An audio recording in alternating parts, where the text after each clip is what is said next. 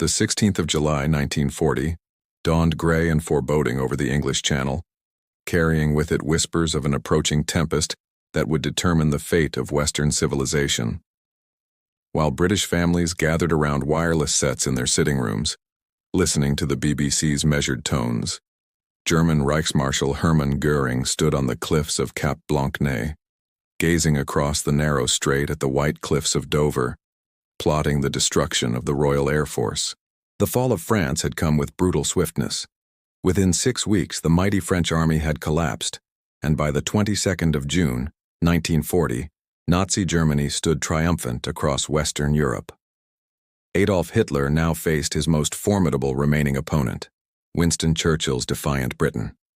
Operation Sea Lion, the planned invasion of the British Isles, hinged entirely on one critical prerequisite.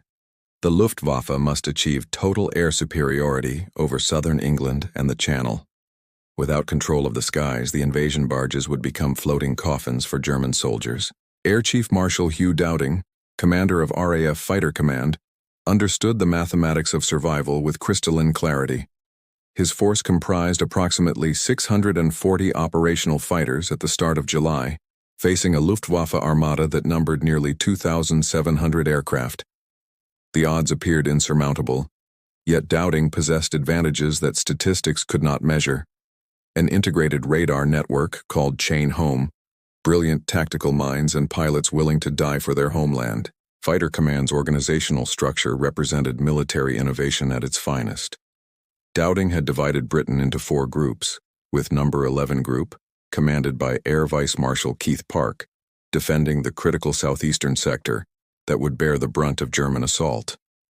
Park, a New Zealand-born veteran of the Great War, would prove himself one of history's most capable defensive commanders. His tactical philosophy emphasized conservation of force, committing squadrons piecemeal rather than in massive formations, a strategy that would generate controversy but ultimately prove sound. The German strategy, codenamed Adlerangriff, Eagle Attack, aimed to annihilate Fighter Command within 4 days through overwhelming force.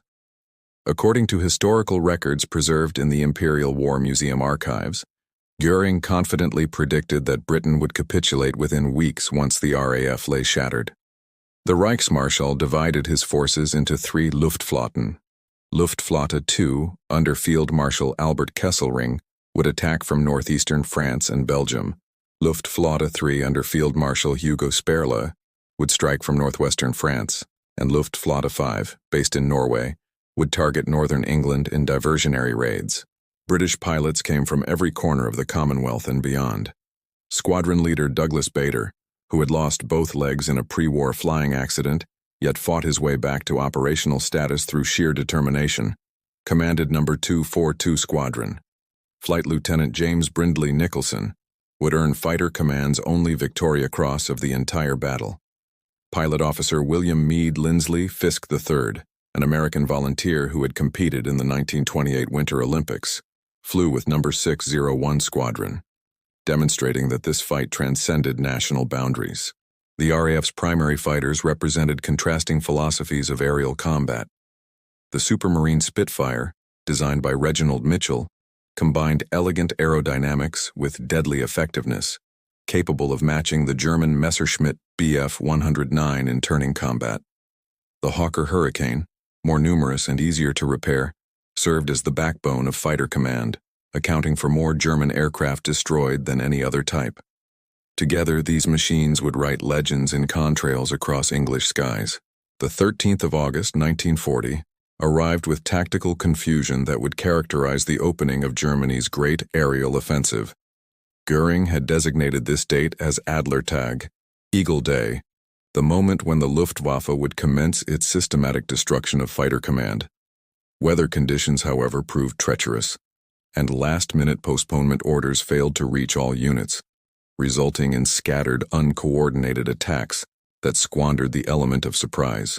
At Biggin Hill, one of Fighter Command's most vital sector stations, Squadron leader Peter Townsend led No. 85 Squadron into action against a formation of Dornier Do-17 bombers escorted by Messerschmitt Bf 110 heavy fighters.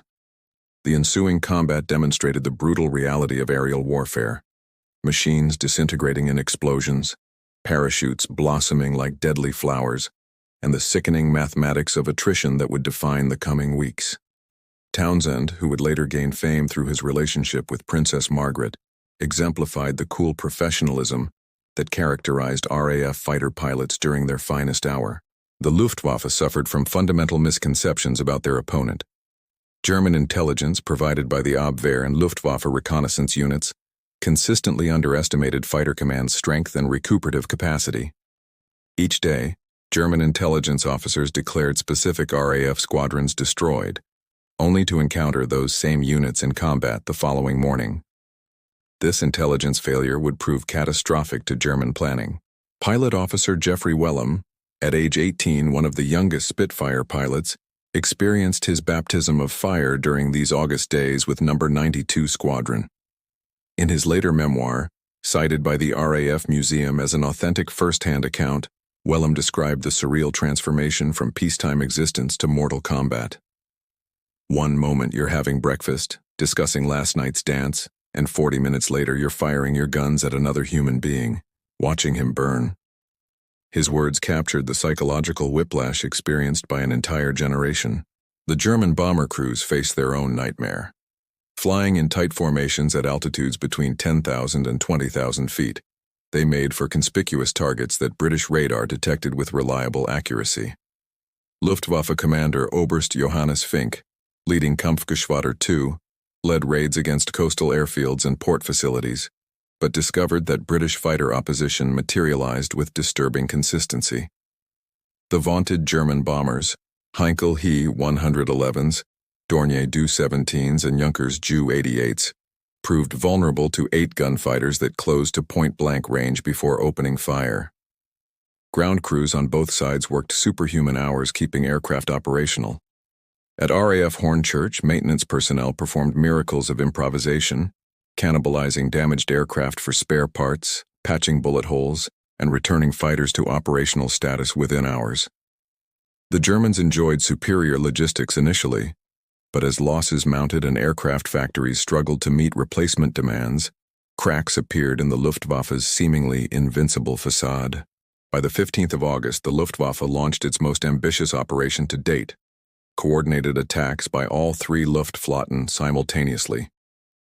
Luftflotte 5, operating from Stavanger, Norway, dispatched 63 Heinkel He 111 bombers escorted by 21 Messerschmitt Bf 110 heavy fighters to attack targets in northeastern England. The Germans believed Fighter Command had concentrated all resources in the south, leaving the north defenseless. This assumption proved catastrophically wrong. No. 72 Squadron, flying Spitfires from Acklington, intercepted the raiders over the North Sea. The Messerschmitt Bf 110, designed as a heavy escort fighter, proved hopelessly outmatched by Spitfires in turning combat. Flight Lieutenant Edward Graham, leading a section of fighters, described the engagement as shooting ducks at a fairground. The Luftwaffe lost 15 aircraft in this single action, and Luftflotte 5 never again attempted daylight operations against Britain, a strategic victory that freed Fighter Command to concentrate forces in the south. The day's statistics painted a grim picture for both sides. The Luftwaffe flew approximately 1,800 sorties, losing 75 aircraft to all causes. Fighter Command flew 974 sorties, losing 34 aircraft but with many pilots rescued. The mathematics favored Britain but barely. The 18th of August 1940 would become known to RAF personnel as the hardest day, though this designation would prove grimly ironic given the sustained horror that lay ahead. The Luftwaffe dispatched wave after wave of bombers against Fighter Command's sector stations and forward airfields, recognizing finally that these installations represented Britain's defensive nerve center. Kenley Airfield, a crucial No. 11 Group sector station south of London, endured a meticulously planned low-level attack by Dornier Do 17 bombers of Kampfgeschwader 76. The raiders, led by Hauptmann Joachim Roth, approached at rooftop height beneath British radar coverage, achieving complete tactical surprise. Bombs obliterated hangars, cratered runways, and destroyed 10 aircraft on the ground. The station operations room suffered a direct hit, killing or wounding most of the personnel inside. Within 15 minutes, Kenly transformed from an efficient military installation into a smoke-shrouded wasteland. Yet the Germans paid dearly for this success. RAF fighters from multiple squadrons converged on the withdrawing bombers, shooting down 9 Dorniers in running battles across Kent and Sussex. Squadron leader Donald MacDonell of No. 64 Squadron pursued one bomber to the coast, firing repeated bursts until the Dornier crashed into the sea near Dungeness. The wreckage would not be discovered until salvage operations decades later, a ghostly testament to the battle's ferocity. Simultaneously, higher altitude raids targeted other vital installations. Poling Radar Station, part of the Chainhome network, suffered bombing that knocked it offline for several days, a rare German success against Britain's electronic shield. The Luftwaffe had finally recognized that destroying these mysterious towers crippled British defensive coordination, but inexplicably failed to sustain attacks against radar installations, a strategic blunder of immense proportions. Flight Lieutenant James Nicholson of No. 2, 49 Squadron experienced the incident that would earn him Fighter Command's only Victoria Cross. While engaging German bombers over Southampton, his Hurricane suffered catastrophic damage from a Messerschmitt Bf 109, setting the aircraft ablaze. Engulfed in flames, grievously wounded, Nicholson nevertheless pressed home his attack on a German bomber before bailing out. His parachute descent became another ordeal when Home Guard troops, hysterical with invasion fears, shot at him, inflicting additional wounds. Nicholson's superhuman courage exemplified the spirit that sustained Fighter Command through its darkest hours. The day's combat exacted a terrible toll. The Luftwaffe lost 69 aircraft, including experienced crews that Germany could ill afford to sacrifice. Fighter Command lost 39 aircraft, but crucially, only 10 pilots killed. Many others parachuted to safety over friendly territory and returned to operations within hours. This asymmetry in pilot losses would prove decisive in the long campaign ahead. Air Chief Marshal Dowding faced an agonizing dilemma. His squadrons were hemorrhaging experienced pilots faster than training schools could replace them. Combat effectiveness declined as fresh pilots, some with barely 20 hours in Spitfires or Hurricanes, filled vacated cockpits only to die within days. The RAF's pilot training pipeline, designed for peacetime conditions, struggled desperately to adapt to wartime attrition rates. German intelligence reports captured after the war and now housed in the National Archives reveal the distorted picture presented to Luftwaffe commanders. Daily summaries claimed Fighter Command stood on the verge of collapse, with operational strength reduced to a few dozen aircraft.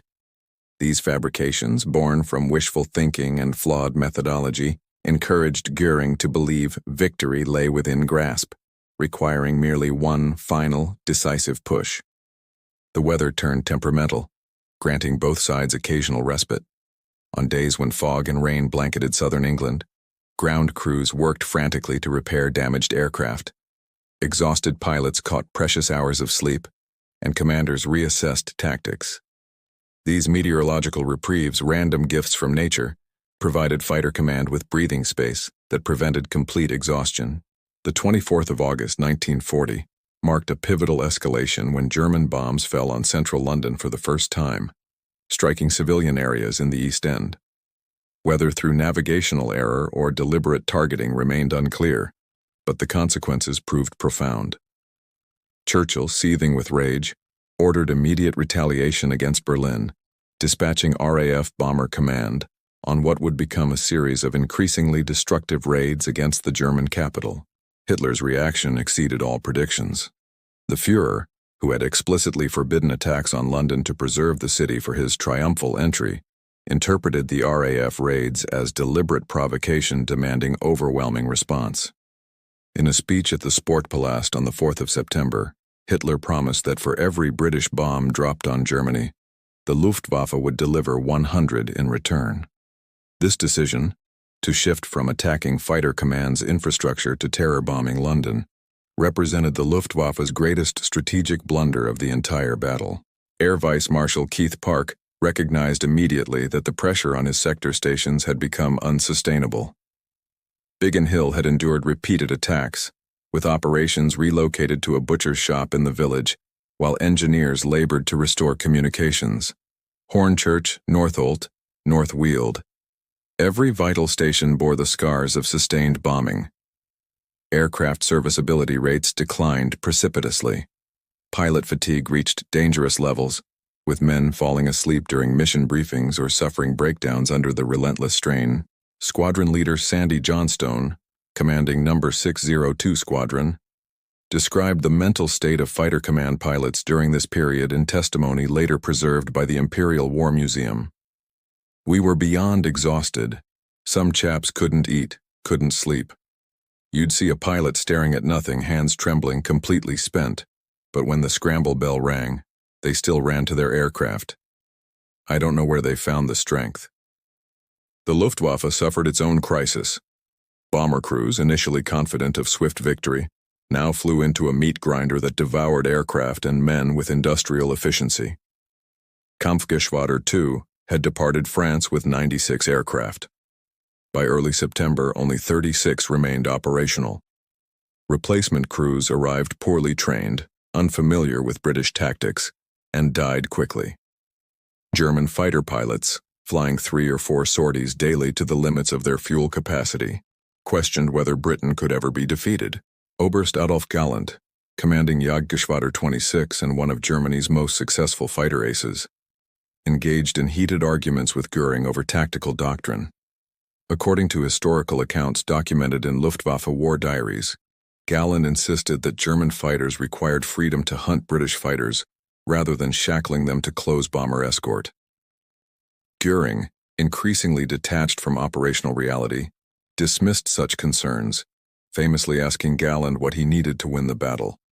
Galland's sardonic reply, a squadron of Spitfires, earned him Göring's lasting enmity, but accurately captured the Messerschmitt Bf 109's disadvantages when forced to operate at the limits of its range. The technical superiority debate between Spitfire and Messerschmitt generated endless discussion. In truth, both aircraft possessed distinct advantages. The Bf 109 offered superior high-altitude performance, better diving speed, and fuel injection that prevented engine cutouts during negative G maneuvers. The Spitfire turned tighter, particularly at lower altitudes, and its 8 Browning machine guns, properly harmonized, delivered devastating firepower. Pilot skill, tactical position, and numerical advantage often mattered more than technical specifications. On the 31st of August, Fighter Command endured its worst single day for pilot losses. 14 killed, 18 wounded seriously, figures that represented approximately 5% of available pilot strength eliminated in 24 hours. At this rate of attrition, mathematics dictated Fighter Command's complete destruction within weeks. Dowding contemplated withdrawing squadrons north of London, conceding southern England, a decision that would have given Germany effective air superiority and made Operation Sea Lion feasible. The 7th of September 1940 transformed the battle's character entirely when Göring personally directed 348 bombers, escorted by 617 fighters toward London in broad daylight. The Luftwaffe's armada, stretching 20 miles across the sky, represented the largest single aerial assault in history to that date. RAF controllers, anticipating attacks on sector stations, initially scrambled fighters to defensive positions over airfields, only to realize with dawning horror that the Germans had changed strategy. By the time No. 11 Group redirected squadrons toward London, the first wave of German bombers had already commenced their attack runs. The East End and Docklands, crowded with working-class neighborhoods and industrial facilities, suffered catastrophic destruction. The Woolwich Arsenal, massive warehouses filled with rubber, timber, and foodstuffs, and the Thames Haven oil refinery all erupted in flames that would burn for days. Thick black smoke rose 10,000 feet, visible from 100 miles away. A funeral pyre for British industrial capacity. Sergeant Pilot Ronald Hamlin of No. 610 Squadron encountered the enemy formation over the Thames estuary. In his combat report, filed that evening and now preserved in official records, Hamlin described the sight. "I've never seen so many aircraft. The sky was black with them. For a moment I felt pure terror. Then training took over and I selected a Dornier and attacked." Hamlin shot down 2 bombers that day, but his Hurricane suffered severe damage, forcing him to crash land in a Kent meadow. The night bombing that followed proved even more devastating. 400 German bombers returned under cover of darkness, finding their target by following the Thames and homing on fires still raging from the afternoon raid. London possessed minimal night defenses. Searchlights stabbed uselessly into darkness.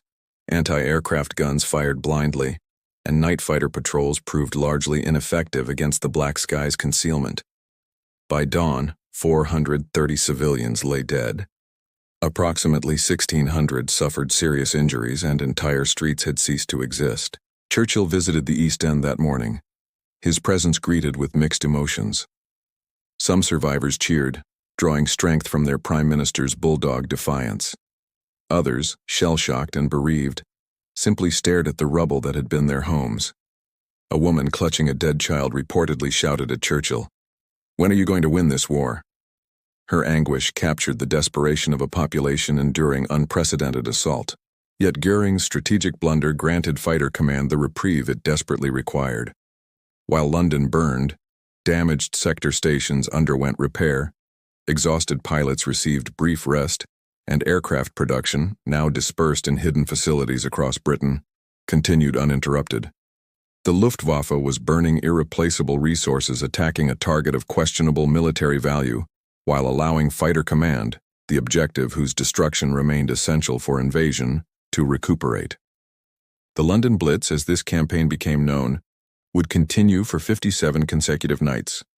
Londoners adapted with characteristic resilience, descending into underground stations that served as improvised shelters, maintaining routines amid chaos, and developing dark humor about their circumstances. Signs appeared reading, "Hitler can't knock us, even though he keeps on trying," and "more open than usual." This civilian determination, though romanticized in later accounts, reflected genuine courage under circumstances that would have broken lesser societies. Fighter Command adjusted tactics for night operations. Douglas Bader advocated for big wing formations, massing multiple squadrons for overwhelming numerical superiority, a strategy championed by Air Vice Marshal Trafford Lee Mallory, commanding No. 12 Group. This approach contradicted Keith Park's philosophy of smaller, more flexible formations.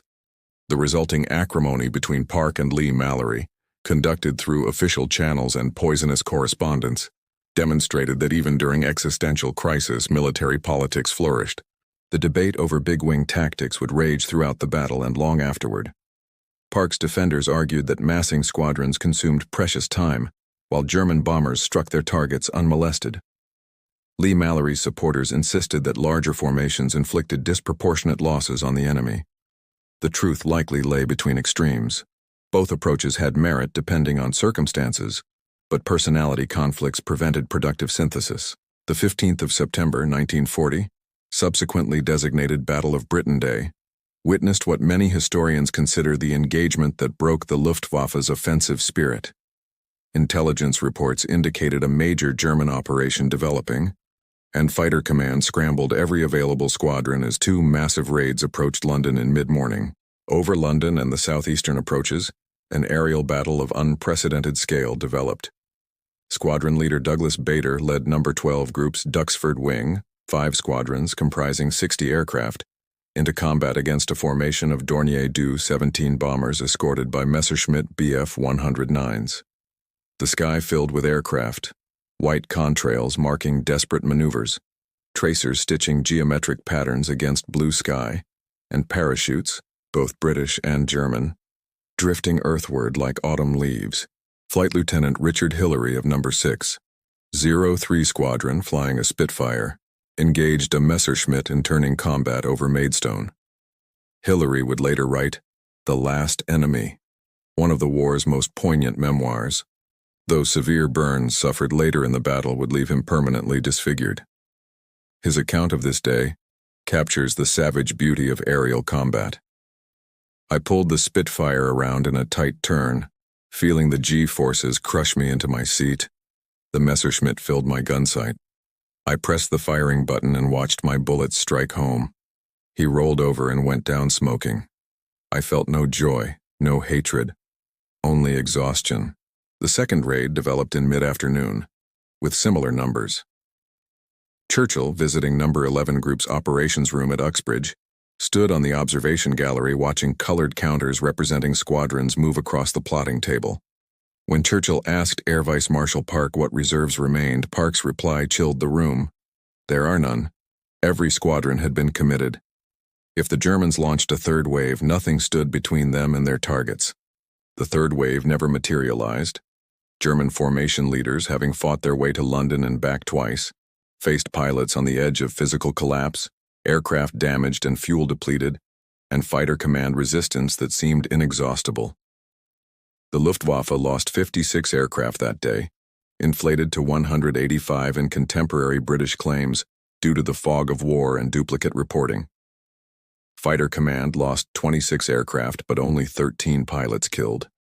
More critically, the psychological impact on German aircrews proved devastating. According to research published in The Battle of Britain by Stephen Bungay, cited by military historians as authoritative, German bomber crews returning to French bases reported undiminished fighter opposition and impossible conditions.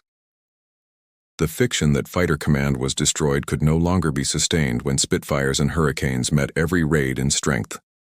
Luftwaffe morale, already strained by weeks of losses, began cracking under the weight of reality. 2 days later, on the 17th of September, Hitler postponed Operation Sea Lion indefinitely. The decision, kept secret to maintain strategic ambiguity, effectively ended German invasion plans. Without air superiority, transporting troops across the Channel would result in massacre. The Wehrmacht's planners had known this from the beginning. Now even Hitler acknowledged that Britain would not fall in 1940. The Luftwaffe continued daylight operations through September, but increasingly shifted toward night bombing and fighter bomber raids designed to minimize losses.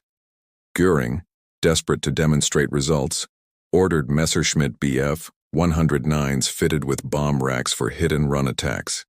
These Jabo, Jagdbomber missions achieved negligible military effect while squandering Germany's finest fighter aircraft in the wrong role. Pilot Officer William Fisk, the American volunteer mentioned earlier, died on the 16th of August from injuries sustained when his Hurricane was shot down during a combat sortie. He had continued fighting for weeks despite burns and wounds, exemplifying the determination that characterized all participants. Fisk became the first American airman killed in World War II, months before his nation entered the conflict. October 1940 witnessed the battle's gradual transformation from desperate daylight struggle to grinding night campaign. The Luftwaffe abandoned large-scale daylight bombing operations after suffering prohibitive losses, acknowledging tacitly that fighter command had won the critical contest for air superiority. Yet the victory's price exceeded mere statistics. Fighter command had lost 544 aircrew killed during the battle's official duration, from the 10th of July through the 31st of October. This figure represented 23% of pilots who participated, a horrifying attrition rate that scarred an entire generation. Many survivors suffered psychological wounds that would never fully heal, nightmares populated by burning aircraft and screaming comrades, depression and anxiety that 1940 psychiatry termed lack of moral fiber with cruel incomprehension. Squadron leader Peter Townsend, who survived the battle, later wrote of the psychological aftermath, "We were the lucky ones, we lived, but we carried our dead with us every day. I still see their faces, hear their voices. The guilt of survival weighed heavier than any medal." His testimony, preserved in multiple historical accounts, reveals the hidden casualties that victory statistics cannot capture. The Luftwaffe's losses exceeded Britain's both in absolute numbers and strategic impact. The Germans lost approximately 1,777 aircraft of all types during the battle period, though precise figures remain contentious due to incomplete records and definitional disputes about what constitutes a loss. More critically, Germany sacrificed irreplaceable experienced crews, bomber commanders, fighter aces, and skilled airmen who represented years of training investment. Oberst Werner Mulders, one of the Luftwaffe's most successful fighter pilots, reflected years later on the battle's futility. "We were asked to accomplish the impossible, flying at maximum range, tied to bombers that couldn't defend themselves, against an enemy fighting over their own territory with radar guidance.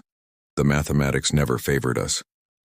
Milders, who would die in 1941 in a transport aircraft accident, recognized that tactical excellence could not overcome strategic miscalculation. The British civilian population paid an enormous price, particularly Londoners who endured the Blitz's fury. From the 7th of September through May 1941, German bombers killed approximately 43,000 civilians, seriously injured approximately 139,000 more, and rendered millions homeless. Entire neighborhoods vanished, historical structures crumbled, and the psychological trauma scarred survivors permanently. Yet Britain survived, and survival represented victory. The psychological impact of defeating the Luftwaffe resonated far beyond military calculations. Hitler's aura of invincibility shattered.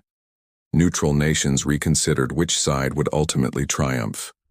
Most significantly, Americans watching from across the Atlantic witnessed British courage and began questioning whether their nation could remain isolated from Europe's struggle. Air Chief Marshal Dowding's reward for saving Britain proved characteristically British in its cruelty.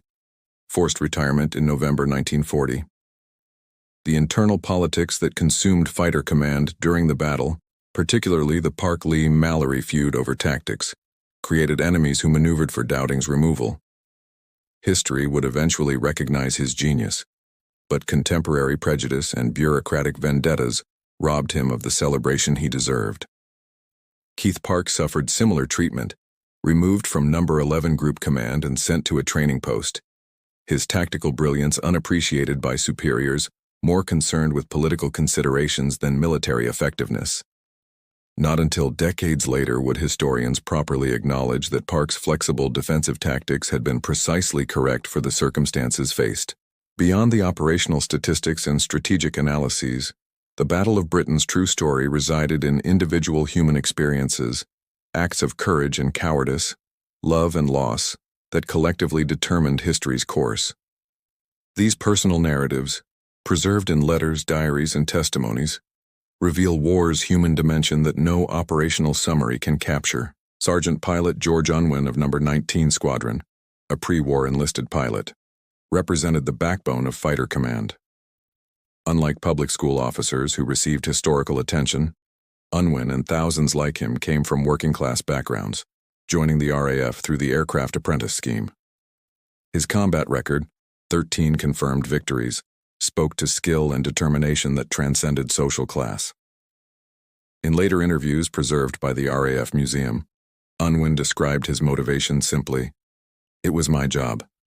Someone had to stop the Germans and I could fly a Spitfire. So I flew and fought."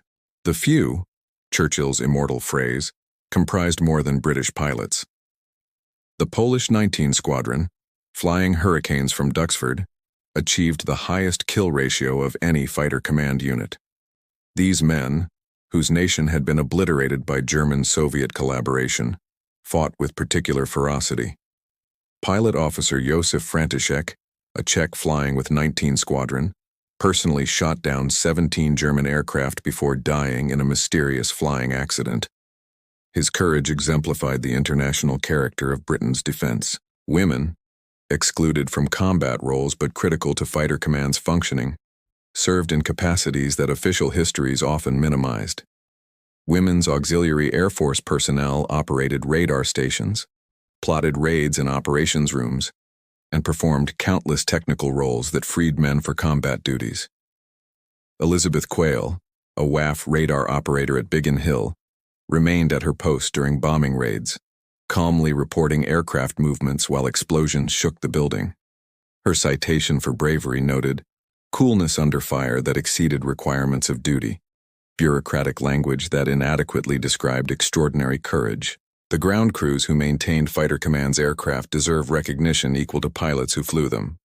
Aircraftman First Class Frederick Roberts, a Hurricane engine fitter at Northolt, worked 18-hour days throughout August and September, keeping aircraft operational despite exhaustion and danger.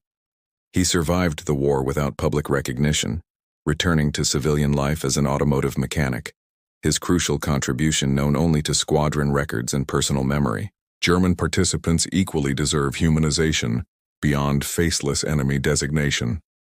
Oberleutnant Franz von Vera, A Messerschmitt Bf-109 pilot shot down over Kent on the 5th of September, parachuted into captivity, but subsequently escaped from a Canadian POW camp, reaching Germany via the United States and Mexico, the only German prisoner of war to successfully escape from Canadian captivity and return home.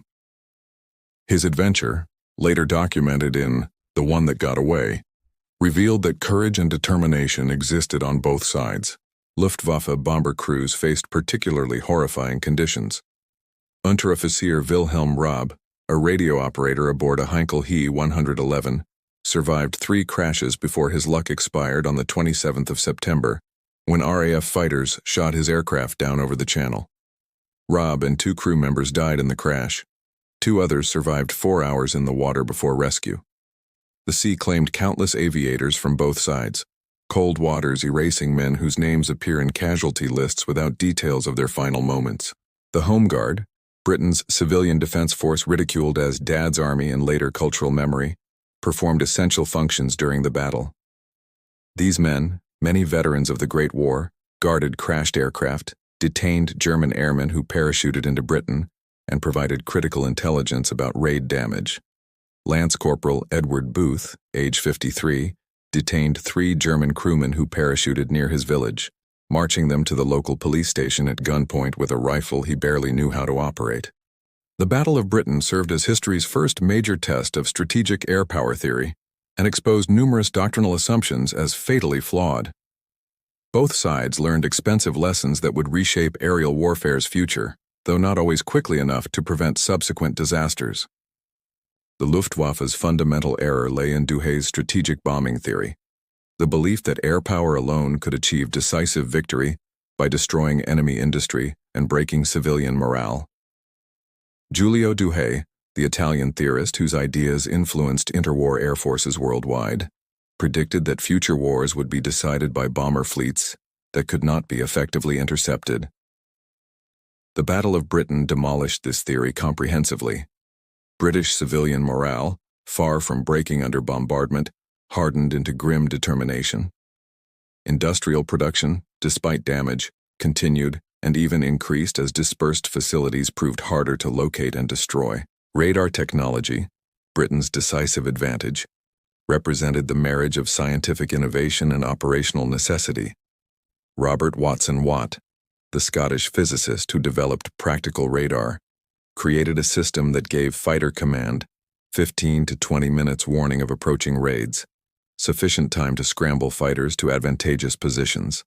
The chain home network's tall towers, visible from German-occupied France, should have been priority targets, yet the Luftwaffe never sustained systematic attacks against these installations, a baffling failure that historians continue debating.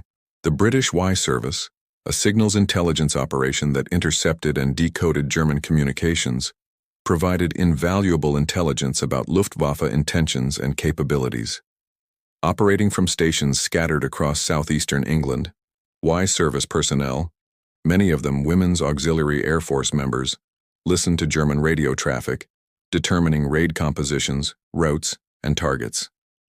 This intelligence, combined with radar tracking, allowed Fighter Command to optimize its defensive responses, committing forces where they would achieve maximum effectiveness. German tactical doctrine evolved throughout the battle, but never adequately addressed fundamental problems. The Messerschmitt Bf-109's limited range, approximately 425 miles total, meant fighters could spend only 20 minutes over England before fuel constraints forced withdrawal. This limitation prevented German fighters from effectively protecting bombers throughout their mission profiles. Proposals to develop droppable external fuel tanks existed but never received priority, a short-sighted decision that cost the Luftwaffe dearly. The Heinkel He-111, Dornier Do-17, and Junkers Ju-88 bombers all proved inadequate for strategic bombing missions. Defensive armament, typically 3 to 5 rifle-caliber machine guns, could not deter determined fighter attacks. Bomb loads, constrained by aircraft size and range requirements, proved insufficient to destroy hardened targets. German bomber crews adopted increasingly tight formations for mutual defensive fire, creating large, conspicuous formations that radar detected easily and fighters engaged profitably. Fighter Command's sector station system, though severely tested, proved resilient beyond German expectations. Each sector station controlled 3 to 4 squadrons, with duplicate operations rooms and communications networks providing redundancy. Even when primary facilities suffered damage, operations continued from backup locations. This redundancy, expensive and often criticized as unnecessary during peacetime, saved Britain during the battle's critical weeks. Aircraft production became a battle within the battle. Lord Beaverbrook, appointed Minister of Aircraft Production in May 1940, drove industry with ruthless energy, cutting bureaucratic obstacles and redirecting resources toward fighter production. His methods generated enemies and complaints about unorthodox practices, but results spoke louder than criticism. Spitfire and Hurricane production exceeded losses throughout the battle, maintaining Fighter Command's numerical strength despite attrition. The 31st of October 1940 passed without fanfare or official acknowledgement that the Battle of Britain had ended. German daylight raids had effectively ceased weeks earlier, replaced by night bombing that, while destructive, no longer threatened Fighter Command's existence. The battle's conclusion came not through decisive victory in a single engagement, but through gradual recognition that the Luftwaffe had failed its primary mission, destroying Fighter Command and achieving air superiority necessary for invasion. Winston Churchill's speech to Parliament on the 20th of August 1940 embedded the battle permanently in British national consciousness. Never in the field of human conflict was so much owed by so many to so few. This eloquent tribute captured public gratitude toward Fighter Command's pilots while establishing historical narrative framework that subsequent generations would inherit. The few, approximately 2,950 airmen who served in Fighter Command during the battle, became Britain's most celebrated military heroes, their sacrifice elevated to mythological status in national memory. Yet historical assessment requires moving beyond myth to examine complex realities that Churchill's oratory, though stirring, necessarily simplified. The victory resulted not from individual heroism alone, though courage abounded, but from systematic advantages in technology, intelligence, logistics, and strategic position that collectively offset Germany's numerical superiority. Fighter Command's triumph represented organizational effectiveness as much as pilot skill, a truth less romantically satisfying but historically more accurate. The battle's strategic consequences extended far beyond preventing German invasion. Hitler's failure to subdue Britain forced Germany into a prolonged two-front conflict once Operation Barbarossa commenced in June 1941. British survival provided the western base from which Allied forces would eventually launch D-Day, maintained pressure on German forces that might otherwise concentrate entirely against the Soviet Union, and preserved the Royal Navy's control of Atlantic sea lanes crucial for supplying Britain and, later, supporting Mediterranean operations. American perceptions shifted dramatically during autumn 1940. President Franklin Roosevelt, constrained by neutrality legislation and isolationist sentiment, nevertheless recognized Britain's resistance as America's first line of defense. The Destroyers for Bases Agreement, signed in September 1940, provided Britain with 50 aging but desperately needed destroyers in exchange for naval base rights in British territories. This transaction, though technically not violating neutrality, represented Roosevelt's commitment to ensuring British survival. American public opinion, influenced by radio broadcasts describing London's ordeal and newsreel footage of bombed neighborhoods, gradually accepted that American interests aligned with British victory. The battle inflicted permanent damage on the Luftwaffe's operational capabilities. Losses in experienced air crews, pilots, navigators, bomb aimers, gunners, created gaps that training schools struggled to fill. The Luftwaffe never recovered the qualitative edge it possessed in autumn 1940. Subsequent campaigns revealed declining effectiveness as hastily trained replacements replaced the professionals who died over Britain. Oberst Adolf Galland later calculated that the Battle of Britain cost the Luftwaffe 3 years' worth of trained aircrew, an investment that could never be recouped. British aircraft industry, galvanized by existential threat and Beaverbrook's driving energy, achieved production miracles that undermined German strategic assumptions. In 1940, British factories produced 9,924 aircraft, compared to Germany's 10,246, near parity, despite Germany's larger industrial base and access to conquered territories' resources. By 1941, British production exceeded Germany's, a trend that would continue throughout the war. The Spitfire alone saw over 20,000 examples produced in numerous variants, evolving from the Mark I that fought in 1940 to advanced Marks that served into the early jet age. The human cost, both immediate and delayed, defies easy quantification. Beyond those killed during the battle, many survivors suffered abbreviated post-war lives from injuries, psychological trauma, and combat-related stress that medicine only later recognized as post-traumatic stress disorder. Richard Hillary, the fighter pilot whose memoir captured the battle's intensity, died in January 1943 during a night training flight, his burned hands and impaired vision likely contributing to the crash.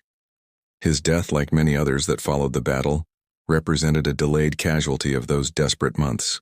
Jeffrey Wellham, the teenager who experienced combat at age 18, survived the war, but struggled with psychological demons for decades. In interviews conducted late in life, Wellham described recurring nightmares, difficulty forming relationships, and profound guilt over surviving when so many comrades died. "We were just boys," he reflected, "asked to do things that should never be asked of anyone. We did them because we had no choice. But the cost stayed with us forever." Wellham's testimony, published shortly before his death in 2018, provided invaluable insight into the battle's psychological dimensions. The German pilots and aircrew who participated deserve historical recognition despite serving an evil cause. Many were professional airmen who had not chosen Nazism, but served their country as military tradition demanded. Their courage in pressing attacks against determined opposition, their skill in handling complex aircraft, and their suffering when shot down and killed equaled that of their opponents. War's tragedy lies partly in requiring brave men to kill other brave men over political decisions neither group controlled. Air Chief Marshal Dowding received belated recognition for his crucial role. Initially discarded by an ungrateful establishment, he spent post-war years in relative obscurity until historians reassessed his contribution. Modern analysis recognizes Dowding as one of the 20th century's most effective defensive commanders, whose integrated defensive system, radar, fighter control, and tactics, became the model for air defense worldwide. His statue now stands outside St. Clement Danes Church in London, the RAF's official church, a permanent tribute to the man who saved Britain. The Battle of Britain's lessons influenced military doctrine for generations. Air superiority emerged as prerequisite for successful ground operations, a principle that would govern Allied planning throughout the war and shape post-war military thinking. The battle demonstrated that strategic bombing alone could not achieve decisive victory without ground force exploitation, a lesson the Allied combined bomber offensive would relearn painfully over Germany. Fighter aircraft proved more versatile and valuable than pre-war theory suggested, leading to increased emphasis on air superiority fighters in subsequent force structures. Modern Britain commemorates Battle of Britain Day annually on the 15th of September, with ceremonies, memorial services, and flypasts by surviving historic aircraft. The Battle of Britain Memorial Flight, operating Spitfires, Hurricanes, and a Lancaster bomber, performs throughout the British summer, maintaining living connection to that desperate struggle. These activities serve multiple purposes: honoring participants, educating younger generations, and maintaining national memory of Britain's finest hour. The battle's place in British national identity cannot be overstated. It represents the last time Britain stood alone against continental tyranny, the moment when British courage and determination prevented Nazi domination of Europe. This narrative, while simplifying complex realities, Soviet resistance, American industrial support, and Commonwealth contributions all proved essential to eventual victory, nonetheless captures emotional truth about a nation's refusal to surrender despite overwhelming odds. Historical debates continue about various aspects of the battle. Did the big wing tactics advocated by Lee Mallory offer better results than Park's flexible response? Would the Luftwaffe have succeeded if it had maintained pressure on sector stations rather than shifting to London? Could Germany have won with different strategy? Or did fundamental factors, geography, radar, production capacity, make British victory inevitable? These questions generate scholarly discussion, but cannot change the outcome. Britain survived, Germany failed, and Western civilization gained time to marshal resources for eventual victory.